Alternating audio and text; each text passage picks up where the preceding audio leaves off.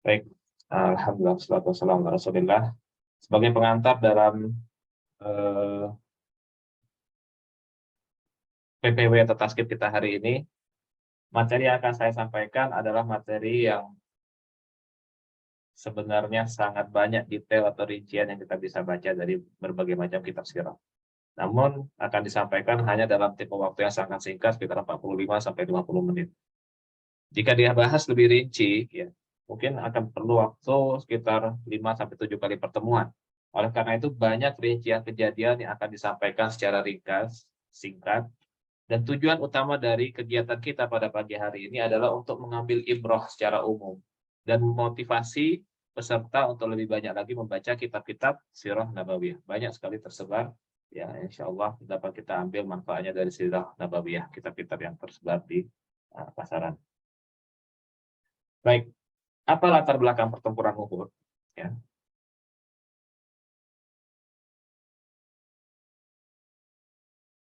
Pertempuran Uhud terjadi sekitar eh, tahun eh, 3 Hijriah, ya, hampir tepat 1 tahun setelah pertempuran Badar. Pertempuran Badar berlangsung pada Ramadan tahun 2 Hijriah, ya. Sedangkan pertempuran Uhud itu terjadi pada 3 Hijriah. Dan apa latar belakangnya? Pertama adalah bahwa kaum kafir Quraisy itu hendak membalas kekalahan mereka dalam pertempuran Badar. Banyak dari tokoh-tokoh Quraisy, ya, yang tewas terbunuh, ya, dalam pertempuran Badar, dan mereka, ya, sangat menaruh dendam kepada apa yang terjadi dengan pasukan mereka dalam pertempuran Badar. Siapa saja? Terutama tentu saja adalah Ikrimah, anak Abu Jahal, Ikrimah bin Abu Jahal, yang ayahnya tewas terbunuh dalam pertempuran Badar. Kemudian juga adalah Sofwan bin Umayyah, anak dari Umayyah bin Khalaf. Dan kemudian Abu Sufyan sendiri, meskipun dia selamat, ya, namun mertuanya yaitu Utbah bin Rabi'ah, bapak dari Hind binti Utbah, itu juga tewas dalam pertempuran Badar. Kemudian kafir Quraisy Mekah juga hendak merebut kembali jalur perdagangan mereka ke Syam. Jadi sumber perdagangan, sumber keuangan mereka yang paling utama itu perdagangan ke Syam. Sejak Rasulullah SAW hijrah, jelas hijrahnya tahun 1 hijrah, ya, itu tertutup sama sekali. Mereka tidak bisa lagi berdagang ke Syam. Otomatis jalur perdagangan mereka adalah ke Yaman yang agak lebih aman, dan ke Irak. Namun ke Irak pun mereka harus menghadapi kadang-kadang halangan dan rintangan dari pasukan Islam dan Rasulullah SAW. Dan yang ketiga, jelas kaum kafir Quraisy Mekah hendak menyelesaikan semua permasalahan yang mereka anggap berasal mula dari dakwahnya Rasulullah SAW, yaitu dakwah beliau kepada Islam. Nah, apa saja persiapan kaum kafir Quraisy Mekah? Jadi tidak lama setelah pertempuran Badar, Abu Sufyan dengan kafilah dagangnya itu yang memperoleh begitu banyak harta, ya, dari perdagangan mereka, sebenarnya tahunan. Tapi tahun itu ketika pertempuran Badar, ya, terjadi, mereka khususkan semua keuntungan yang ada itu untuk persiapan pertempuran tahun ke depannya, yang kelak akan menjadi pertempuran Uhud yang akan kita bahas kali ini. Jadi Abu Sufyan, Ikrimah bin Abu Jahal, dan Sofwan bin Umayyah, yang ketiganya sekarang adalah 3 orang yang paling senior dan paling tinggi, ya, sosial hierarkinya, hierarki sosialnya di kota Makkah, kabilah Quraisy, ya.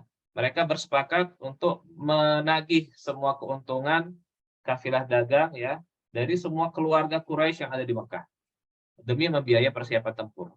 Nah, kenapa sekarang tersisa Abu Sufyan, Ikrimah, dan Sofwan? Memang masih ada Khalid bin Walid juga, kemudian juga masih ada Abu Thalha, ya, Thalha bin Abu Thalha, dan beberapa dedengkot Quraisy lainnya. Tapi hampir semua yang memusuhi Rasulullah SAW dengan begitu kerasnya itu telah tewas dalam pertempuran Badar. Seperti Abu Jahal, jelas, Umayyah bin Khalaf, Uqbah bin Abi Mu'id, dan sejumlah Utbah bin Rabi'ah, dan sejumlah dedengkot Quraisy lainnya itu telah tewas dalam pertempuran Badar. Nah, dalam pertempuran yang akan mereka siapkan ini juga sebagai pembalasan dari pertempuran Badar, Quraisy Makkah juga menagih bantuan dari kabilah sekutu-sekutu mereka dari sesama Kinanah, dan juga kabilah-kabilah di daerah Tihamah, sekitaran Hijaz. Akhirnya mereka berangkat dari meninggalkan Mekah, sedikit lewat dari 1 tahun pertempuran Badar, yaitu bulan Syawal tahun 3 Hijriah. Ya, pasukan Quraisy Mekah berangkat ke Madinah. Jumlah mereka 3.000 orang. 200 di antara mereka berkuda, 700 memakai baju zirah, dan bahkan perempuan pun diikutkan. Ya, mungkin bahasa kita sekarang sebagai cheerleader. Dan memang peran mereka, ya, perempuan-perempuan ini, ya, terutama yang paling terkemuka adalah istri Abu Sufyan sendiri, atau Hindun, ya, binti Utbah. Mereka akan bernyanyi, bersyair, memukul genderang untuk menyemangati suami-suami mereka yang bertempur nanti. Satu hal yang perlu juga kita perhatikan, saking semangatnya mereka, mereka juga menempuh perjalanan ke Madinah dalam waktu 7 hari. Saking semangatnya mereka. Padahal waktu tempuh normal, apabila santai dari Mekah berjalan ke Madinah, itu perlu waktu 14 hari. 10 hari itu bahkan sudah dianggap sebagai waktu yang sangat cepat.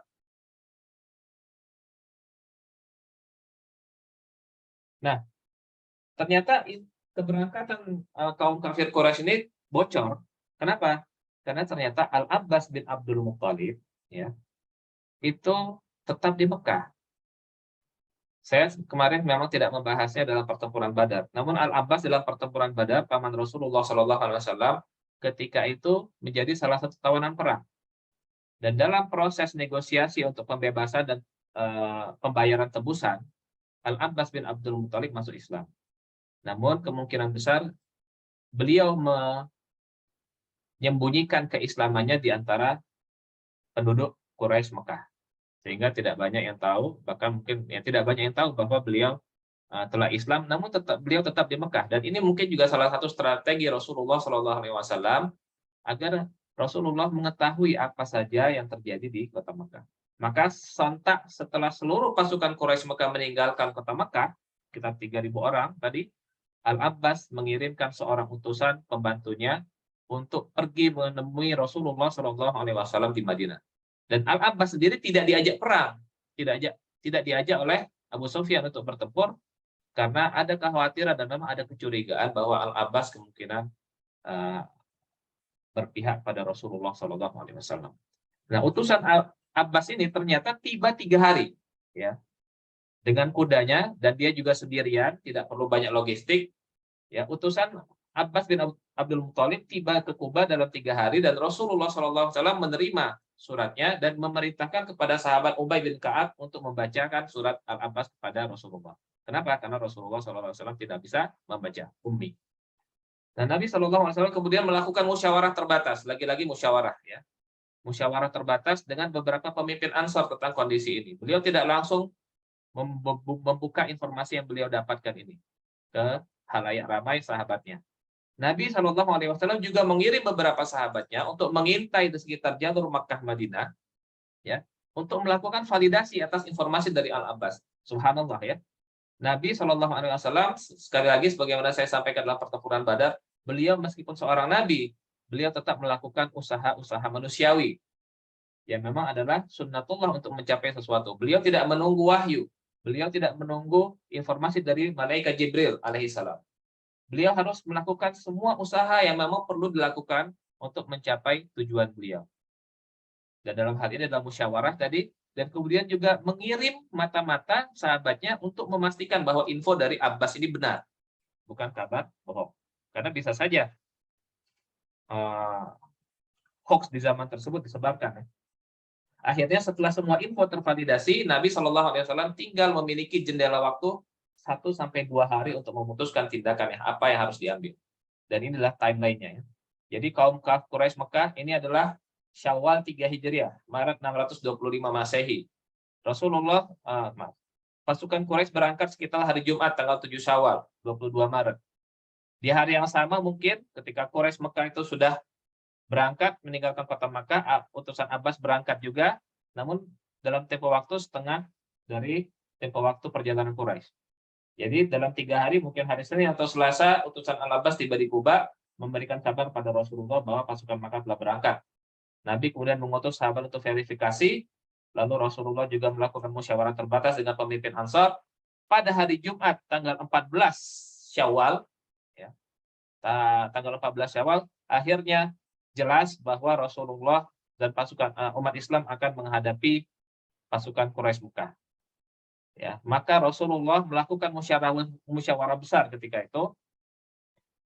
Sholat Jumat pada hari itu dilakukan lebih cepat dari biasanya. Mungkin di masa sekarang itu sekitar jam 11 atau jam 10 pagi di masa duha, di waktu duha.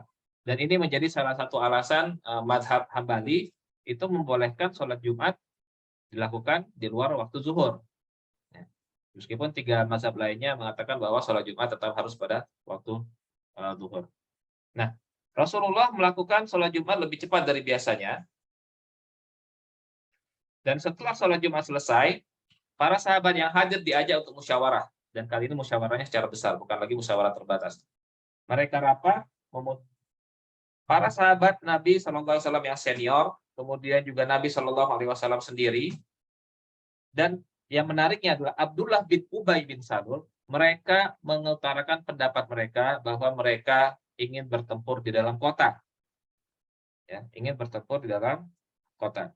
Namun sahabat-sahabat yang muda, semangat, kemudian mereka juga sahabat-sahabat yang tidak hadir dalam pertempuran Badar, mereka ingin bertemu dengan musuh di luar Madinah, di luar kota. Ya, karena mereka tidak suka bertahan di dalam kota dan mereka seolah-olah ingin menunjukkan bahwa mereka juga bisa melakukan apa yang para sahabatnya dulu lakukan pada pertempuran Badar. Dan mereka adalah orang-orang yang ikhlas. Mereka ya benar-benar ingin bertempur di luar kota Madinah, ya. Dan pada kenyataannya kebanyakan dari mereka ini kelak akan menjadi syahid pada pertempuran Uhud.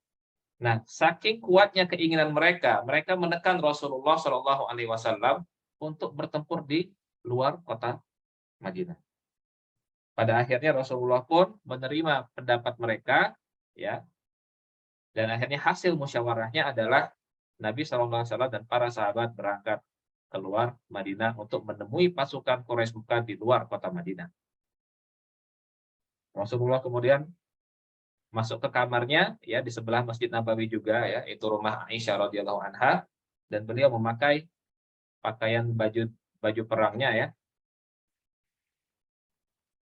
Dan ketika itu di luar terjadi semacam perdebatan. Ya, para sahabat Nabi tidak ingin berdebat di hadapan Nabi. Namun setelah Nabi pergi, barulah mereka berdebat, ya. Barulah mereka berdebat, terutama sahabat-sahabat yang senior. Mereka mulai menegur sahabat-sahabat Nabi tadi yang menekan Rasul untuk bertempur di luar. Ya, sampai akhirnya para sahabat Nabi yang muda ini menyesal dan mereka mengutus Hamzah untuk masuk ke kamar Nabi Shallallahu Alaihi Wasallam dan mengutarakan bahwa mereka bersedia untuk bertempur dalam kota. Namun ketika Hamzah masuk ke dalam kamar Nabi, Nabi Shallallahu Alaihi Wasallam telah memakai baju zirah dan beliau berkata pada Hamzah, ya,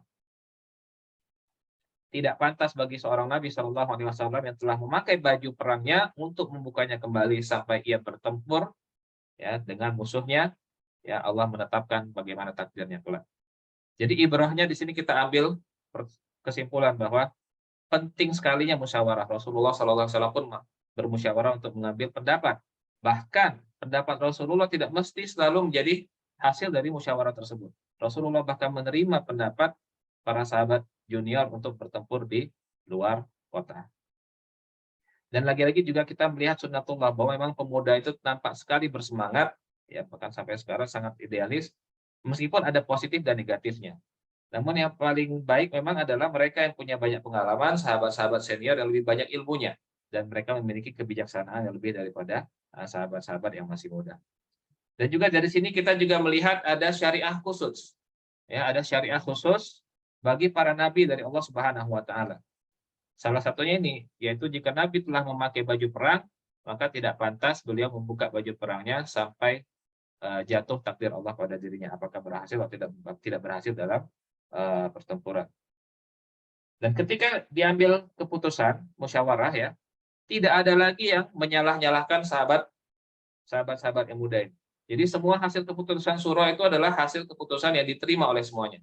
Tidak ada sahabat-sahabat yang kelak nanti menyalahkan sahabat-sahabat muda karena keinginan mereka untuk bertempur di luar, akhirnya mereka mengalami kesulitan dalam pertempuran Uhud kelak. Ya, karena memang Allah Subhanahu wa taala dalam Al-Qur'an berfirman, "Fa idza azamta fatawakkal 'ala Allah." Kemudian apabila engkau telah memulakan tekad, engkau telah berazam dari hasil-hasil keputusan musyawarah, ya, fatawakkal 'ala Allah, maka bertakwalah kepada Allah. Surah Ali Imran ayat 159. Dan ini menjadi salah satu contoh sunnah Nabi, ya. Ketika kita menghadapi suatu masalah, maka kita diperintahkan untuk istisyarah dan istikharah. Istisyarah musyawarah atau berkonsultasi, dan istikharah, ya, kepada Allah Subhanahu wa taala. Dan juga Nabi Muhammad SAW ketika dilihat oleh Hamzah, ya, pamannya dalam kamarnya tadi, memakai baju zirah 2 lapis. Dan ini menjadi salah satu bukti bahwa kita harus tetap berusaha sekuat tenaga kita agar berhasil mencapai tujuan. Bukan berarti kita takut ketika memakai baju zirah 2 lapis, tetapi kita diperintahkan oleh Rasulullah, dicontohkan oleh Rasulullah untuk bersiap-siap. Maka Nabi SAW berangkat dengan 1.000 orang, ya, termasuk seorang Yahudi yang taat piagam Madinah bernama Mukhairik. Jadi pada dasarnya orang-orang Yahudi itu terikat dengan piagam Madinah, konstitusi Madinah, bahwa mereka ketika diserang mereka harus ikut bertahan, mempertahankan kota Madinah. Namun, ya, sejak selesainya pertempuran Badar, semakin besar, ya, kebencian yang ditujukan oleh orang-orang Yahudi Madinah, dan mereka bahkan tidak peduli ketika orang-orang kafir Quraisy akan menyerang Madinah. Hanya satu orang yang bernama Mukhairik ini, ya, meskipun dia tetap Yahudi, dia tetap patuh dan taat pada perjanjian piagam Madinah. Satu hal lagi yang perlu kita catat, di tengah perjalanan menuju Uhud, Abdullah bin Ubay bin Salul bersama 300 orang pengikutnya pulang ke Madinah, sehingga tersisa 700 orang pasukan Islam. Dan sejak saat itulah umat Islam mulai memahami, ya, bahayanya kemunafikan yang menggerogoti dari dalam kelompok mereka sendiri, yaitu umat Islam. Mereka mengaku Islam, tetapi dalam hatinya mereka adalah orang-orang yang kafir. Nabi SAW kemudian memilih sendiri lokasi pertempuran di lembah Bukit Uhud, ya, dekat Bukit Ainain. Dan Bukit Ainain ini kelak dikenal menjadi bukit rumah atau bukit pemanah. Mungkin Bapak Ibu yang pernah umrah, ya, bisa melihat langsung kondisi. Biasanya menjadi salah satu tujuan kunjungan ziarah ketika kita umrah atau haji, yaitu bukit rumah, Bukit Uhud. Nah, di mana ini posisinya? Kita lihat ini adalah peta. Ini adalah Mekah, dan Madinah itu tepat ada di utaranya. Ya, Madinah itu tepat ada di utara kota Mekah. Nah, Madinah adalah haram. Madinah adalah sebuah kota haram.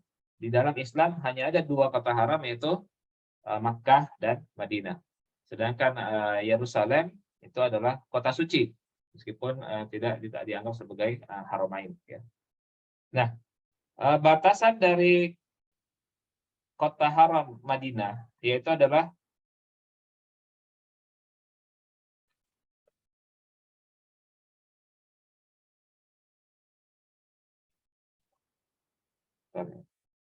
ya, Jabal Air atau Bukit Air yang berada di selatan atau timur barat daya, ya, barat daya Masjid Nabawi.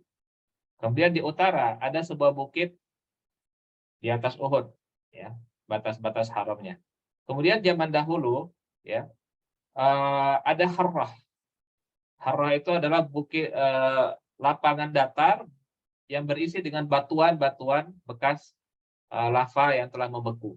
Dan di Madinah itu ada Harrah Gharbiyah di barat dan Harrah Syarqiyah di timur.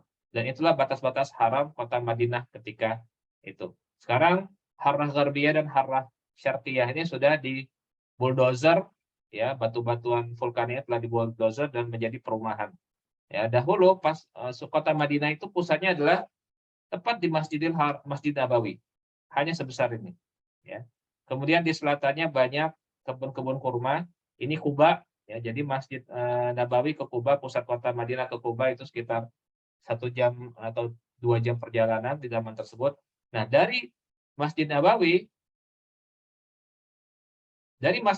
pusat kota Madinah ketika itu menuju ke Jabal Uhud, tepatnya di dekat Bukit Ainain ini, itu perlu waktu berjalan sekitar 1 sampai 2 jam saja jalan kaki. Kalau sekarang hanya 5 menit sampai dengan mobil itu sudah sampai. Nah, ini adalah zoom ya. Ini adalah zoom dari Rasulullah jadi Bukit Uhud itu adalah semua ini. Ya. Kita lihat kalau ini panjangnya 2 kilometer, maka Bukit Uhud itu panjangnya sekitar 5 sampai 7 kilometer. Jadi Bukit Uhud itu bukan bukit yang kecil, tapi bukit yang sangat panjang, 7 meter, bahkan ketinggiannya itu mencapai yang paling tinggi, ada beberapa puncak ya. Yang paling tinggi adalah 1.000 meter di atas permukaan laut.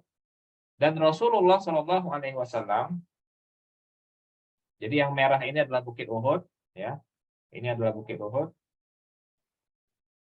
Dan Rasulullah Shallallahu Alaihi Wasallam itu memilih satu lokasi kecil ini, yang kuning ini yang saya lingkari, ini sebagai tempat pertempurnya mereka. Mengapa? Kita akan lihat mengapa Rasulullah memilih bagian selatan dari Bukit Uhud ini untuk sebagai tempat bertempur. Ternyata ya, lokasi yang Rasulullah Shallallahu Alaihi Wasallam pilih adalah lokasi yang sangat strategis untuk menjadi tempat bertahan mereka, karena pasukan Islam hanya 700 orang, sedangkan pasukan musuh adalah sekitar 3.000 orang. Maka Rasulullah Shallallahu Alaihi Wasallam memilih tempat ini adalah Bukit Uhud semua ini ya. Ini adalah Bukit Uhud, semua bebatuannya adalah Bukit Uhud ya. Dan sengaja ada semacam teluk ya, kayak teluk, ada lekungan lembah di sini ya, lembah Bukit Uhud, dan di sini adalah Bukit Ainain. Rasulullah Shallallahu Alaihi Wasallam itu berkemah di sini, dan keesokan harinya, ini masih hari Jumat, keesokan harinya Rasulullah akan membariskan pasukan Islam itu di daerah sini. Ini adalah utara ya, atas adalah utara, dan kita lihat tadi ya, Bukit Uhud itu ada di utara dari Masjid Nabawi. Kembali lagi ke sini, ini adalah kemah Rasulullah, ini adalah tempat besoknya pasukan Islam akan berbaris, ini Bukit Pemanah atau Jabal Ainain, ya. Dan pasukan kafir Quraisy tiba juga di hari yang sama, pada hari Jumat malam, mereka berkemah di daerah sini. Ya, pasukan Quraisy berkemah di sini. Mereka, pasukan Muslim dan pasukan Quraisy Mekah, bermalam di Bukit Uhud pada malam Sabtu.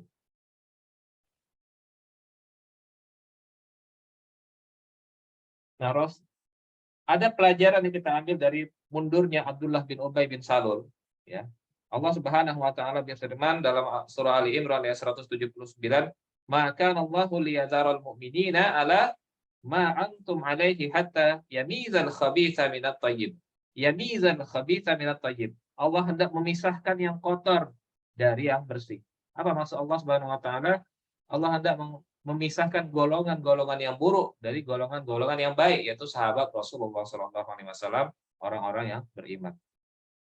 Bahkan ketika salah seorang sahabat memberikan teguran kepada Ibnu Salul dan para pengikutnya, mengapa kamu pulang? Setidak-tidaknya penuhilah ya piagam Madinah, ya janji kalian kepada Rasulullah SAW. Namun Ibnu Salul jawabannya direkam oleh Allah Subhanahu Wa Taala dalam Al-Quran. Dia berkata, "Lau na'lamu qitalan la taba'nakum." Ya. Sekiranya, seandainya kami tahu akan ada perang, tentulah kami akan ikuti kalian. Ini tercatat dalam surah Ali Imran ayat 166. Namun dalam lanjutan ayat berikutnya Allah Subhanahu wa taala bersabda, "Yaquluna bi afwahihim ma laysa fi qulubihim." Mereka mengatakan dengan mulutnya apa yang tidak sesuai dengan isi hatinya.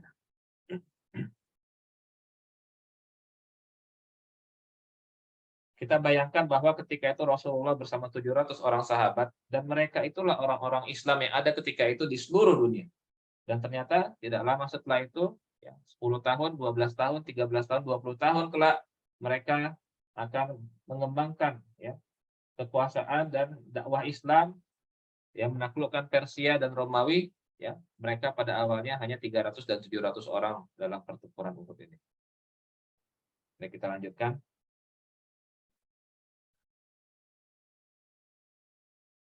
Pada hari Sabtu, ya, dan ini juga menjadi salah satu alasan kenapa orang Yahudi tidak ikut bertempur, ya. Mereka mengatakan ini adalah hari Sabat, hari Sabtu, dan itu adalah hari ibadah bagi mereka. Jadi saya katakan bahwa hanya satu orang Yahudi yang mengikuti pertempuran ini, menaati perjanjian atau piagam Madinah, ya, ya, itu bukan alasan bagi menurut dia. Ya, Sabat itu tetap harus bertempur jika memang diserang oleh musuh. Nah, riwayat tentang rincian pertempuran Uhud ini bagaikan puzzle, terpecah-pecah dan tidak kronologis, sehingga mohon dimaklumi bahwa mungkin apa yang akan kita bahas kali ini mungkin akan berbeda dengan apa-apa yang diketahui oleh Bapak Ibu semuanya yang mungkin diperoleh dari kitab-kitab Sirah Nabawiyah. Ada banyak kitab Sirah Nabawiyah dan mungkin kisah tentang pertempuran ini akan berbeda sedikit atau bahkan mungkin berbeda cukup jauh antara satu dengan lainnya. Jadi mohon dimaklumi bahwa ada kemungkinan akan sedikit ada perbedaan ketika Bapak Ibu membaca kitab Sirah tentang pertempuran Uhud ini. Kenapa bisa demikian? Tidak seperti pertempuran Badar, ya. Pertempuran Uhud itu adalah pertempuran yang pada akhirnya berakhir dengan kekacauan, ya, kekacauan. Dan juga dalam pertempuran ini cukup banyak umat Islam atau sahabat Nabi Shallallahu Alaihi Wasallam yang syahid, bahkan Rasulullah Shallallahu Alaihi Wasallam sendiri terluka. Dan hal-hal yang negatif secara emosional, ya jelas mungkin tidak ingin diingat, ya, tidak ingin diingat oleh manusia. Maka hal-hal yang seperti ini membuat pertempuran Uhud riwayat-riwayat mengenai pertempuran Uhud itu begitu banyak perbedaan dan yang sahih itu ada sedikit sekali. Nah,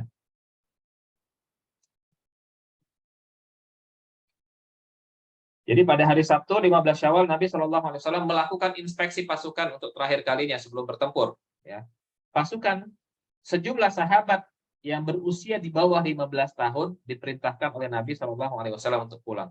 Mereka ketika berbaris mereka membusungkan dada mereka. Ya, mereka membusungkan dada mereka sehingga nampak seolah-olah mereka lebih besar dari usia mereka. Namun tentu saja Rasulullah SAW tidak bisa dipermainkan seperti itu. Maka akhirnya sekitar belasan orang sahabat Nabi yang berusia di bawah 15 tahun itu dipulangkan. Padahal mereka sangat bersemangat dan sangat berniat untuk mengikuti pertempuran. Di antara mereka yang paling utama dipulangkan, disuruh pulang ke Madinah karena masih terlalu kecil adalah Abdullah bin Umar, yaitu anak dari Umar bin Khattab. Kemudian Zaid bin Sabit, salah satu hafiz sahabat Nabi SAW yang hafal Al-Quran. Kemudian Usama bin Zaid, anaknya Zaid bin Haritha, yang kita kenal bahwa ketika Rasulullah SAW akan wafat tahun 11 Hijriah, dia baru berusia 18 tahun dan menjadi panglima perang.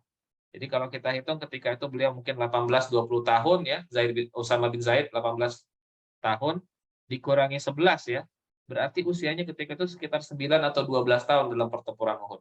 Namun karena semangatnya ya, Usama bin Zaid menyelinap mengikuti pasukan muslim yang berangkat ke Uhud. Namun disuruh oleh Rasulullah untuk pulang. Ada lagi sahabat yang terlalu muda yang disuruh pulang adalah Abu Sa'id bin Khudri dan Zaid bin Arqam, dan ada yang lainnya tidak dicatatkan dalam kitab sirah. Dan yang perlu kita ingat lagi bahwa Nabi SAW menempatkan 50 pasukan pemanah di Bukit Ainain di bawah komando Abdullah bin Jubair Al-Ansari. Ya. Dan ini akan menjadi poin penting, ya, yang menjadi salah satu titik balik dalam pertempuran Uhud nantinya. Sedangkan dari pihak Quraisy, komandan utama dipegang oleh Abu Sufyan bin Harb. Komandan pasukan kavaleri sayap kanan dipimpin oleh Khalid bin Walid. Pasukan kavaleri sayap kiri dipimpin oleh Ikrimah bin Abu Jahal. Dan pemegang benderanya adalah Talhah bin Abu Talha al-Abdari atau dari Bani Abdiddar.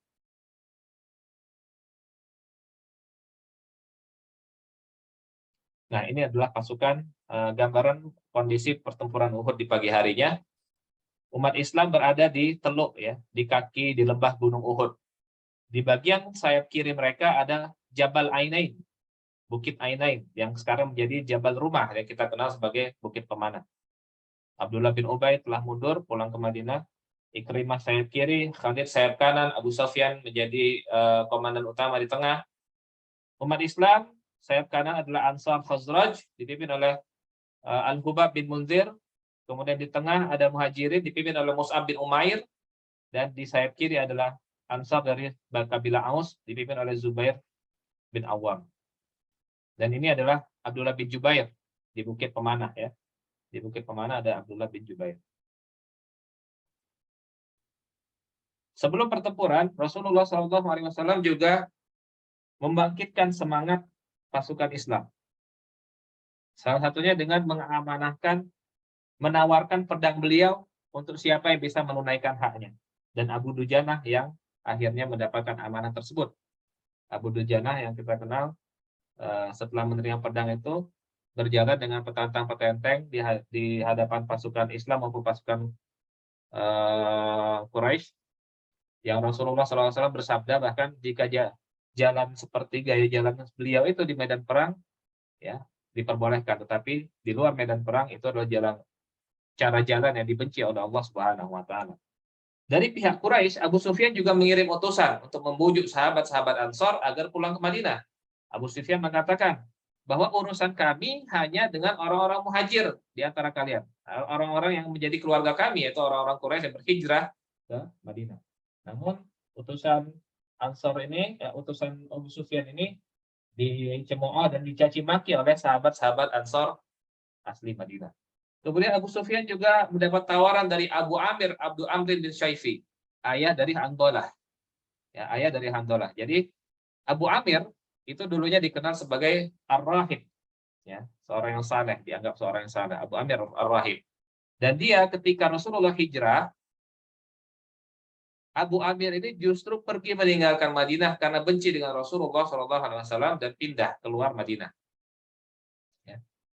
Padahal Abu Amir ini setingkat dengan Abdullah bin Ubay. Ya, sosial hierarki sosialnya itu setingkat dengan Abdullah bin Ubay, Abu Amir ini. Nah, Abdullah bin Ubay berasal dari Khazraj, sedangkan Abu Amir dari Aus. Nah, Abu Amir dia sebenarnya lebih fair, dia lebih adil. Dia menyatakan diri tidak mau bergabung dengan Islam. Dibandingkan Abdullah bin Ubay, Abdullah bin Ubay di mulutnya mengaku sebagai seorang Muslim, pada dasarnya dia adalah seorang munafik. Dan Abu Amir, dia berjalan ke tengah-tengah pasukan dan memanggil orang-orang Ansar, orang-orang Madinah yang adalah bagian dari kabilahnya. Namun belum sempat dia menyelesaikan kalimatnya, orang-orang Ansar, sahabat-sahabat Nabi SAW langsung mencaci maki dan memotong perkataannya, sehingga dia pun kembali ke barisan pasukan Abu Sufyan. Lanjut kemudian adalah terjadi mubarazah. Sebelum pertempuran sesungguhnya terjadi mubarazah, yaitu antara Thalha bin Abu Thalha dari Bani Abdiddar melawan Ali bin Abi Thalib dari Bani Hashim, sepupu Rasulullah SAW. Dan dalam pertarungan ini, duel ini, Ali bin Abi Thalib secara singkat menahan pukulan pedang dari Thalha dengan perisainya dan langsung memotong kaki, salah satu kaki dari Thalha, sampai akhirnya aurat dari Thalha itu terbuka. Dan ketika aurat Thalha terbuka, Ali radhiyallahu anhu merasa malu dan akhirnya meninggalkan Thalha dalam keadaan kakinya terbuntung satu. Maka kemudian terjadilah perang sesungguhnya, pertempuran sesungguhnya. Serangan pasukan Islam begitu kuatnya pada awal-awal ini sampai membuat pasukan Quraisy itu lari tunggang langgang. Ya. Dalam sejumlah hadis digambarkan bahwa pasukan Islam memukul mundur pasukan Quraisy Mekah. Dan saking kuatnya serangan awal ini digambarkan dalam sejumlah kisah. Di antaranya adalah pasukan Quraisy, pemegang benderanya itu berganti sebanyak 10 kali. Semuanya dari Bani Abdiddar. Ya, semuanya dari kabilahnya Thalha bin Abu Thalha. 10 kali semuanya mati dalam serangan awal pasukan Islam ini. Yang pertama jelas tadi adalah Thalha bin Abi Thalha, meskipun dia masih hidup setelah dipotong kakinya, namun tidak lama kemudian mungkin karena kehabisan darah dia pun juga tewas. Dan kemudian digantikan oleh saudaranya sesama Bani Abdiddar. Dan 9 orang juga akhirnya tewas dalam pertempuran ini. Abu Dujanah membunuh semua musuh yang dia temui. Ya. Abu Dujana yang tadi menerima amanah, menerima pedang dari Rasulullah, itu membunuh musuh yang hampir semua musuh yang dia temui. Dan ketika dia sampai ke belakang pasukan kafir Quraisy di barisan belakang, dia mencapai daerah perempuan. Dan di sana dia melihat Hind binti Utbah atau Hind binti Utbah, wajahnya tertutup, jadi dia tidak tahu ini laki-laki atau perempuan. Hind bin Utbah dia lihat menyemangati pasukan Quraisy yang mulai lari tunggang langgang. Ya. Maka ketika hampir memukulkan pedangnya, menyabetkan pedangnya kepada Hind, ya, maka terdengar suara Hind adalah suara perempuan. Maka Abu Dujana tidak jadi membunuh Hind binti Utbah. Jadi Ibnu Ishaq juga mencatat bahwa Hamzah bin Abdul Muthalib itu memegang rekor membunuh musuh paling banyak, disusul oleh Ali dan Abu Dujana. Di samping itu juga sahabat Al-Ansar Al-Bara bin Azib meriwayatkan bahwa ia bisa melihat gelang kaki para perempuan Quraisy yang melarikan diri sambil menyingsingkan jubah mereka.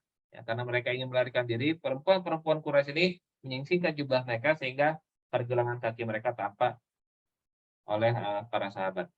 Dan sayangnya dalam fase ini juga, meskipun ini adalah fase yang cukup berhasil sebenarnya bagi umat Islam, ya kemungkinan besar dalam fase ini Wahsy, yaitu budaknya Jubair bin Mut'im, itu membunuh Hamzah bin Abdul Muttalib, paman Nabi Shallallahu Alaihi Wasallam.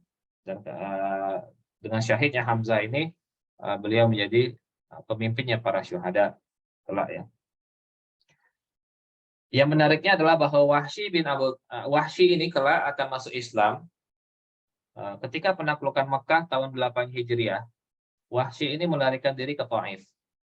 Dari Taif pun kemudian masuk Islam, ya, kota Taif dari Bani Saqifnya itu masuk Islam. Wahsy melarikan diri ke Syam.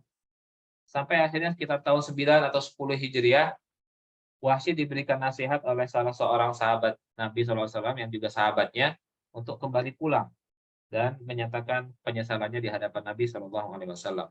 Tentu Wahsy kalau terlihat di Madinah sebagai seorang Wahsy, dia pasti akan langsung dibunuh oleh para sahabat Nabi karena dia adalah pembunuh Hamzah.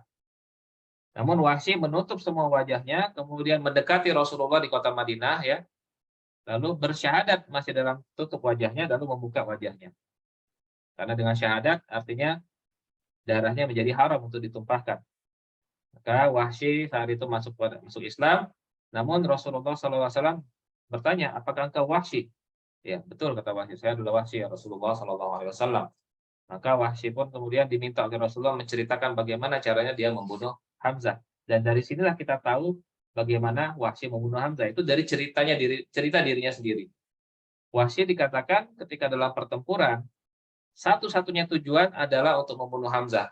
Karena itu adalah bayaran yang akan diberikan oleh Jubair bin Mut'im apabila dia bisa membunuh Hamzah adalah bahwa Jubair akan membebaskan Wahsy dari perbudakan. Bahkan di samping itu juga Wahsy juga mendapat janji dari Hind binti Utbah, apabila ia bisa membunuh Hamzah, dia juga akan mendapatkan harta yang banyak. Kenapa Jubair dan Hind menginginkan kematian dari Hamzah bin Abdul Muthalib? Karena dua-duanya menyimpan dendam pada Hamzah. Ya. Hind bin Utbah, ya, ayahnya dibunuh oleh Hamzah, yaitu Utbah bin Rabi'ah dalam pertempuran Badar. Juga pamannya, yaitu Walid bin Utbah, Walid bin Rabi'ah, itu juga dibunuh oleh Hamzah dalam pertempuran Badar. Jubair bin Mut'im adalah anak dari Mut'im bin Adi. Dan pamannya, yaitu saya lupa namanya, yaitu adik dari Mut'im bin Adi, itu juga dibunuh oleh Hamzah dalam pertempuran Badar. Maka oleh karena itulah mereka Jubair bin Mut'im maupun Hind bin Utbah begitu dendamnya kepada Hamzah bin Abdul Muthalib, paman Nabi Shallallahu Alaihi Wasallam. Kira-kira seperti ini kondisinya terjadi pertempuran. Nah, karena mundurnya pasukan Quraisy membuat disiplin pasukan Islam kendur. Mereka bahkan sampai bisa ke kemah Quraisy, lalu perhatian mereka teralihkan oleh ghanimah. Karena ketika pasukan Quraisy mundur, agar mereka bisa cepat berlari, mereka melepaskan baju zirah mereka. Ya. Kemudian di kemah itu juga pasukan Muslim melihat ada sejumlah unta kendaraan yang ditinggalkan oleh majikannya, orang-orang Quraisy. Dan mulai mereka teralihkan perhatiannya untuk mengambil ghanimah-ghanimah yang ada. Yang sangat disayangkan bahwa memang di masa tahun 3 Hijriah tersebut, syariat tentang ghanimah itu belum diturunkan secara lengkap, ya, belum diturunkan secara sempurna. Ya, kelak ketika syariat ghanimah atau harta rampasan perang ini telah lengkap, ya, merebut harta rampasan perang ketika dalam pertempuran itu adalah hal yang haram. Ya. Namun ketika itu memang syariat merebut ghanimah ini belum diturunkan secara lengkap.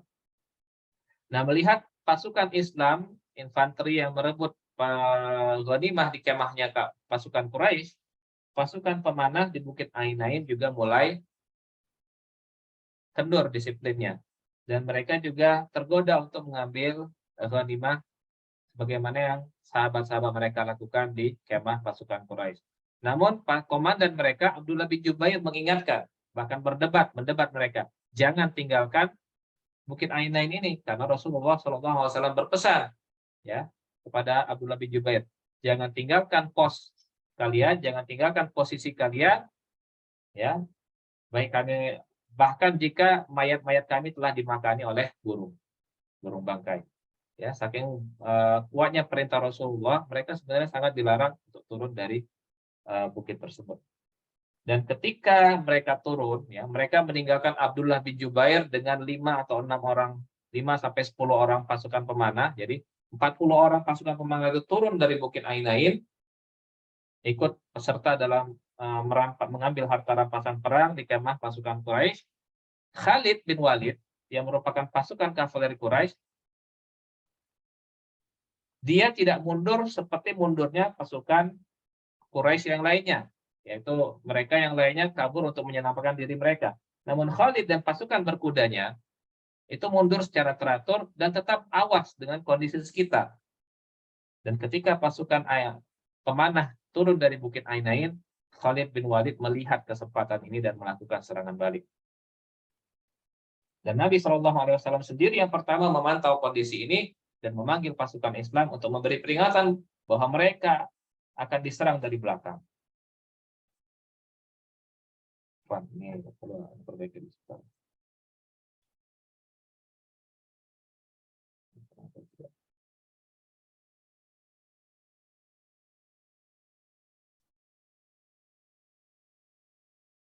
Baik. Jadi pasukan kafir Quraisy yang merah ini, mereka sudah kocar-kacir, terpencar kemana-mana, dipukul mundur oleh pasukan Muslim, ya, dan mereka sampai di kemahnya Quraisy. Dan pasukan pemanah pun ikut turun, sekitar 40 orang, seperempat dari mereka turun, ya, turun ke kemahnya Quraisy, menyisakan Jubair bin Mut'im dan sekitar 9 orang pasukan pemanah lain. Khalid bin Walid dengan kavaleri kudanya itu menyerang pertama Bukit Ainain, membunuh Jubair bin Mut'im, syahid beliau dengan sejumlah sahabat lainnya. Kemudian Khalid bin Walid membagi pasukannya menjadi 2. Sebagian besar pasukannya itu menyerang pasukan Muslim yang sedang sibuk di kemah Quraisy. Sedangkan sebagian kecil lainnya dia utus untuk menyerbu ke kemah Rasulullah SAW di lembah Bukit Uhud. Ya. Kita ingat tadi pasukan berkuda yang dimiliki oleh kafir Quraisy ada sekitar 200. Dan kemungkinan wallahu a'lam berapa banyak yang diambil oleh Khalid, berapa banyak yang diambil oleh Ikrimah. Yang pasti mayoritas pasukan kuda ketika itu dibawa oleh Khalid untuk melakukan serangan balik seperti ini. Sementara Khalid lebih fokus untuk mengembalikan keseimbangan pertempuran. Jadi Khalid sendiri dia ikut ke dalam pasukannya yang besar untuk memukul pasukan Muslim dari belakang. Ya. Nabi SAW saat itu hanya bersama sejumlah sahabat. Salah satu riwayat mengatakan ada 8 sahabat, 7 orang Ansari dan 1 orang adalah Quraisy, yaitu Talhah bin Ubaidillah. Abu Bakar radhiyallahu anhu mengatakan bahwa pertempuran Uhud adalah harinya Talhah, karena hari tersebut adalah hari di mana Talhah menunjukkan keberaniannya melindungi Rasulullah SAW. Nah, serangan kavaleri Quraisy tadi pada Nabi SAW itu berlangsung sporadis. 7 orang Ansar yang tersebut tadi bersama Rasulullah itu syahid satu demi satu, menyisakan Talhah yang akhirnya bertarung sendirian, mengulur waktu agar para sahabat lainnya berdatangan untuk berkumpul bersama Nabi Shallallahu Alaihi Wasallam. Karena Nabi Shallallahu Alaihi Wasallam telah memanggil para sahabat untuk berkumpul. Sampai akhirnya Tolha pingsan dengan begitu banyak luka di bagian tubuhnya, dan bahkan beliau hampir wafat. Tangan beliau telah menjadi cacat ya, dan tidak bisa digunakan lagi sepanjang hayatnya. Sampai akhir hayatnya Tolha salah satu tangannya itu lumpuh akibat melindungi Rasulullah SAW. Sampai akhirnya tiba sejumlah sahabat lain, salah satunya adalah Sa'ad bin Abi Waqqas. Kemudian juga nanti datang sahabat-sahabat yang lainnya, sehingga ada sekitar beberapa puluh orang yang melindungi Rasulullah SAW di lembah Bukit Uhud. Mereka berjalan sedikit demi sedikit untuk naik ke Bukit Uhud, karena ini adalah memang rencana Rasulullah. Jika memang pasukan Muslim nanti terpukul mundur, maka salah satu cara menyelamatkan diri adalah naik ke Bukit Uhud. Kenapa naik ke Bukit Uhud? Ketika naik ke Bukit Uhud, maka pasukan Islam bisa memanfaatkan potensi mereka dalam pertarungan satu demi satu. Berbeda dengan kalau di lapangan terbuka, mereka akan menjadi sasaran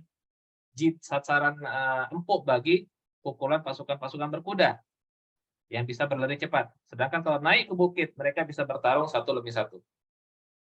Nah, sebelum naik ke Bukit Uhud, Ubay bin Khalaf itu datang menantang Nabi SAW, dan Nabi SAW menusukkan dalam duelnya, ya, Nabi SAW menusukkan tombaknya ke bahu dekat leher Ubay bin Khalaf. Dan Ubay bin Khalaf adalah satu-satunya orang kafir yang terbunuh oleh Rasulullah dalam sepanjang pengalaman militer Rasulullah SAW dalam berbagai ghazwah. Ya, jadi Rasulullah hanya membunuh satu orang saja, yaitu Ubay bin Khalaf. Meskipun tidak mati secara langsung, ya, luka Ubay terlihat ringan, bahkan dia diejek oleh orang-orang Quraisy lainnya bahwa lukanya akan sembuh. Tapi Ubay ternyata tewas sebelum sampai ke Mekah, karena luka yang dari lukanya tersebut ternyata infeksi dan membuat Ubay tewas sebelum sampai ke Mekah ketika pulang dari Uhud. Namun setelah ini pasukan dari Khalid yang sporadis tadi menyerang Nabi SAW itu datang bersama-sama, bahkan Nabi SAW terluka di bagian wajah dan lengan atau bahu. Siapa saja yang menyerang beliau? Ya, ketika Sa'ad bin Abi Waqqas melindungi Nabi, ternyata adiknya Utbah bin Abi Waqqas itu menyerang Nabi SAW. Kemudian ada juga Abdullah bin Syihab dan Abdullah bin Qami'ah. Mereka bertiga melempar batu ke arah Rasulullah, memanah Rasulullah, dan bahkan menyabetkan pedang pada Rasulullah SAW, dan akibatkan Rasulullah SAW luka di bagian pipi, ya, dan juga luka memar di bagian bahu karena terkena sabetan pedang. Alhamdulillah beliau tidak mengalami patah tulang, tapi sejumlah gigi beliau akhirnya patah, gigi geraham depan. Dan ini adalah baju zirah yang dipakai oleh Rasulullah, itu ada semacam chainmail atau chain rantai, ya. Nah, ini baju besi yang digunakan, yang umum digunakan di daerah Arab ketika itu. Nah, Rasulullah SAW ini wajahnya jadi yang terkena oleh panah maupun lemparan batu itu adalah bagian pipi. Dan akibat lemparan batu atau panah tersebut, ya, rantai-rantai ini itu pecah, dan pecahannya itu merobek pipi Rasulullah SAW. Sehingga pipi beliau berlumuran darah, hatta sampai setelah selesai pertempuran Uhud, beberapa hari kemudian darahnya masih mengucur dari pipi Rasulullah SAW.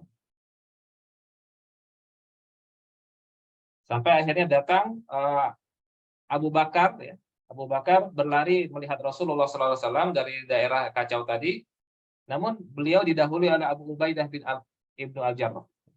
Abu Ubaidah bin Al-Jarrah. Dan Abu Ubaidah bin Al-Jarrah itu dua gigi serinya itu patah karena menarik pecahan rantai baju zirah Nabi ini dari pipi beliau. Kekacauan dalam barisan pasukan Muslim terus berlanjut, ya. Tadi itu di sisi Rasulullah, kemudian di sisi pasukan Islam sendiri, Nabi SAW dikabarkan terbunuh. Ya. Namun kabar terbunuhnya Rasulullah SAW ini justru membuat pasukan kafir Quraisy merasa puas, sehingga mereka tidak terlalu ngoyo untuk memukul pasukan Islam. Pasukan Islam itu terpencar-pencar dalam berbagai kelompok kecil dan mulai diserang oleh kavalleri Khalid yang tadi, ya. Dan dalam proses ini ayah Huzaifah bin Yaman, wah ini siapa ya?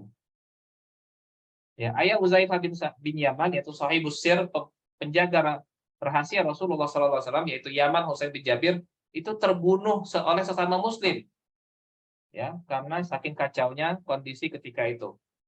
Mus'ab bin Umair juga syahid terbunuh dalam fase ini. Karena beliau adalah pemegang bendera pasukan Islam, ketika jasanya diketemukan, kedua lengannya telah putus mempertahankan bendera. Kemudian juga yang terkenal kisahnya adalah Hamdalah. Ya, Hamdalah anak dari Abu Amir Al-Fasik tadi, ya. Hamdalah syahid dengan jasad diketemukan dengan basah dengan air. Ternyata dia ghasilul malaikat. Dia dimandikan oleh malaikat. Kenapa? Karena beliau meninggalkan Madinah pagi hari, ya, setelah sholat subuh, masih dalam keadaan junub. Dan Hanzalah ketika itu baru menikah beberapa hari, mungkin 1 minggu. Dan kelak dari pernikahan yang hanya 1 minggu ini, lahir Abdullah bin Hanzalah, yang kelak menjadi seorang sahabat juga, yang terkenal di masa-masa ketika anaknya ini melawan Khalifah Yazid bin Abu Sufyan. Kemudian ada kejadian menarik lainnya. Ada seorang muslim yang baru masuk Islam, ya, setelah sholat subuh, setelah waktu subuh di pagi hari, dia juga datang terlambat ke Uhud, tapi dia menyatakan keimanannya di hadapan Rasulullah, dan dia pun masuk Islam di pagi hari, mengikuti pertempuran Uhud, dan syahid sebelum melakukan sholat 1 rakaat pun, dan beliau dikatakan oleh Rasulullah akan masuk dalam surga. Yang tadi juga saya jelaskan bahwa Mukhairik adalah seorang Yahudi yang menepati janji piagam Madinah, dia juga gugur dalam pertempuran Uhud. Kemudian ada seorang munafik bernama Kuzman, ya. Jadi ada seorang munafik yang awalnya dia ikut pulang bersama Abdullah bin Ubay. Ketika sampai di Madinah, dia diolok-olok oleh keluarganya, perempuan-perempuan dari keluarganya sendiri, dari kabilahnya. Sehingga dia merasa marah, dan akhirnya ia pun berangkat kembali ke Uhud dan ikut berperang. Namun karena luka yang sebenarnya ringan, namun dia tidak bisa menahan sakitnya, dia malah bunuh diri. Dan Kuzman ini juga kisahnya terkenal dalam berbagai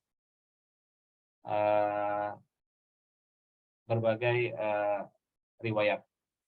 Dan akhirnya pertempuran Uhud selesai, pasukan Islam ada sebagian yang mundur, namun mundurnya mereka dari pertempuran Uhud itu diampuni oleh Allah Subhanahu wa taala. Siapa yang nulis?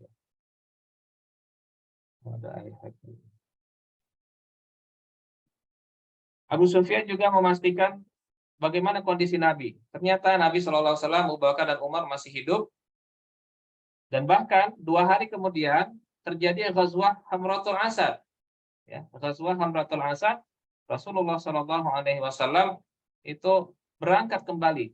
Ya, hari Sabtu, hari Senin beliau berangkat kembali untuk mengejar pasukan musyrik. Dan di sana Allah Subhanahu Wa Taala membantu Rasulullah dan mengirimkan seorang bernama Ma'bad Al-Khudai yang mengatakan bahwa pasukan Quraisy yang hampir saja pulang ke Madinah, ya, mereka akhirnya diberikan kabar oleh Ma'bad bahwa mereka dikejar oleh pasukan Muslim, dan akhirnya pasukan Quraisy pun pulang ke Makkah. Dan Nabi SAW itu menangis melihat jasad Hamzah dan melarang Sofiyah binti Abdul Muthalib untuk melihat jasad saudara kandungnya. Nah, apa status pertempuran Uhud? Di segi dari tujuan, maka yang menang sebenarnya pasukan Islam, karena tujuan pasukan Muslim, tujuan pasukan Quraisy untuk mengalahkan atau membunuh Nabi itu gagal. Terus siapa yang bertahan di medan pertempuran? Yang bertahan di medan pertempuran paling akhir adalah umat Islam. Ada ketawanan perang, maka ternyata pasukan kafir Quraisy itu gagal merebut 1 tawanan perang pun, sedangkan umat Islam berhasil merebut 1 tawanan perang. Alasan keempat bahwa Muslim yang menang adalah justru pasukan Muslim yang mengejar pasukan kafir Quraisy. Dan terakhir adalah perkataan Ikrimah. Ikrimah sendiri dalam musyawarah militer setelah pertempuran Uhud, dia mengatakan kita belum mencapai apa-apa. Baik, mungkin itu saja yang bisa saya sampaikan untuk hari ini. Dipersilahkan kepada ikhwas sekalian jika ada pertanyaan untuk bertanya secara langsung atau menulis di kolom chat. Silakan. Kepada Ihwa dan Akhwat sekalian juga dipersilakan untuk menulis ya, mengisi daftar hadir yang linknya saya kirimkan di kolom chat. Baik, ada pertanyaan Ihwa sekalian? Kita sudah hampir pukul 11. Afwan, tidak seperti pertempuran Badar kemarin, saya tidak menyiapkan materi berupa teks atau buku digital untuk Bapak Ibu baca. Silahkan, mungkin kalau ada pertanyaan. Kemudian juga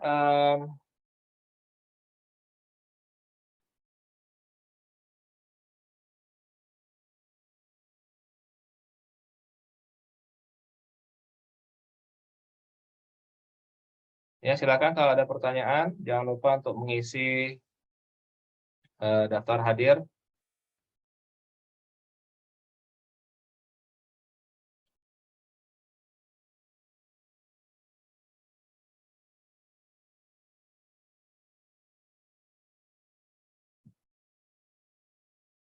Daftar hadir linknya bisa dilihat di chat ya, di kolom chat. Mohon diisi. Kemudian juga untuk pekan depan, insya Allah materinya adalah tentang pertempuran Khandaq dan survei untuk waktu pelaksanaannya masih bisa dilakukan. Silakan juga buka linknya di kolom chat untuk surveinya.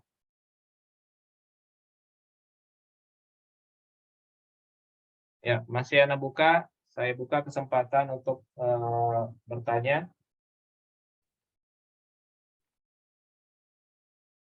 Jika tidak ada lagi pertanyaan, mudah-mudahan apa yang kita sampaikan pada hari ini bermanfaat.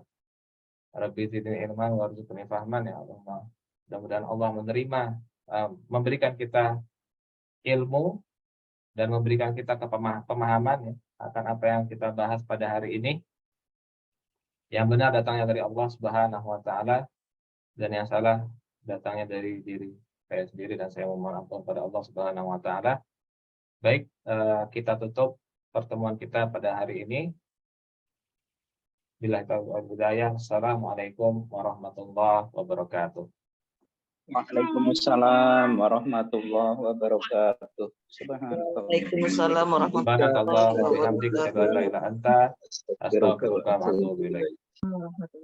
wabarakatuh.